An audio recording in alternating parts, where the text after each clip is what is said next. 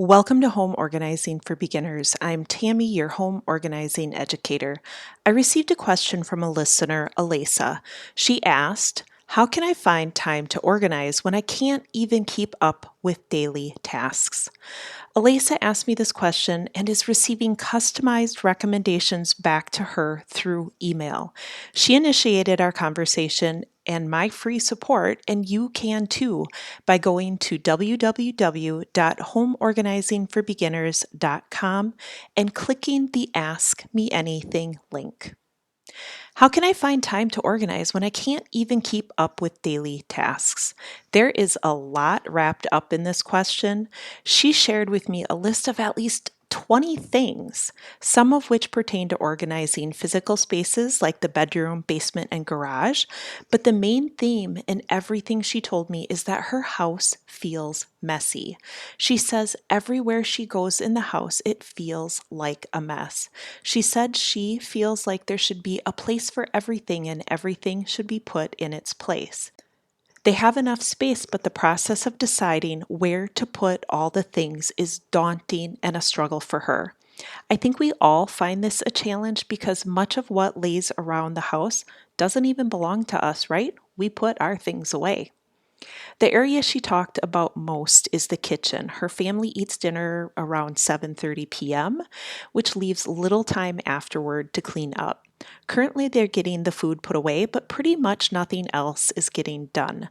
Then, when she gets up, the mess starts her day off on the wrong foot.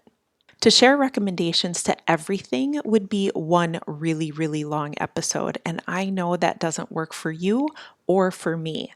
Instead, in each episode, I share a microscopic home organizing topic. That just means it's something you can implement today from start to finish if you so choose. Today's microscopic home organizing topic is how to make your home feel less messy. Yep, I said less messy. I don't want to make a promise that in a few simple steps you can make your entire home feel organized and impeccable. It's just not reality, but you can make it feel less messy in a few steps, and this is a starting point. As someone who is or feels like they're just starting their home organizing journey, you want to be set up for lasting home organizing solutions, right? In order to make that happen, you'll have to do something different than you've done before or what society tells us. Instead of holding yourself to an impossible standard that you don't have time for, you can focus on making small areas of your home less messy so that you make progress, build momentum, and keep moving forward in your home organizing journey. In this episode, I'll share some encouragement, what the problem is that prevents progress, and the steps you can follow to make your home feel less messy. Managing all the things in our homes is not a one and done thing. It's a daily practice. A daily practice that requires modifications as our seasons of life change and even as the seasons change. I want to start by encouraging you. Your organizing skills are exactly what they should be right now. You are more than capable of learning new skills so that you can make desired changes within your home, whether it's getting your kitchen cleanup process going or completely revamping your bedroom closet organization. You can learn how to make it happen. Part of the problem Alasa has is holding herself to standards that she sees or hears about elsewhere, such as the old saying, a place for everything and everything in its place. There's nothing wrong with wanting to get to that point, but that's a very big organizing project. It requires development of a full process to follow so that every time something new comes into your home or a package size of something you regularly buy and store, think cereal, you need a process to deal with it right away. We've all done this, right? Where we see that someone else has their home so clean and organized, but we don't see what's happening behind closed doors. We may not see the real mess. Maybe it's in their closet or in their cabinets. Or if there isn't a mess, we don't know how much time is spent on keeping it all clean and organized. Maybe that person you're thinking of right now has parted with 75% of what they owned, but is now distraught over the fact that she got rid of a family heirloom, even though she never used it. We just don't know, right? We don't know the whole picture. We only know what we see. And that's the problem that prevents progress. So, the steps to making your home feel less messy. Step number one, start small. Select a very small space or small task where you can be successful in making it less messy.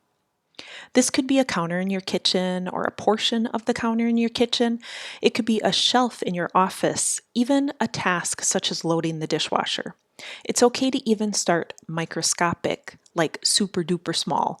What you select will become part of an overall process, but right now you can't focus on the entire process because you are trying to make things less messy.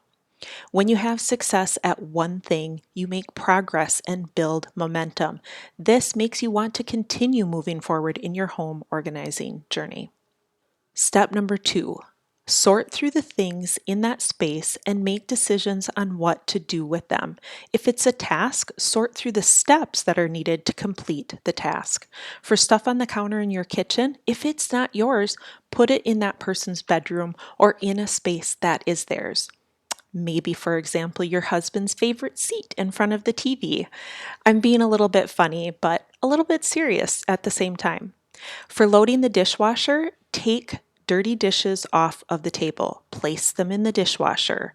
Take dirty dishes out of the sink, place them in the dishwasher. Start the dishwasher. These are examples of sorting through the steps it takes to load the dishwasher.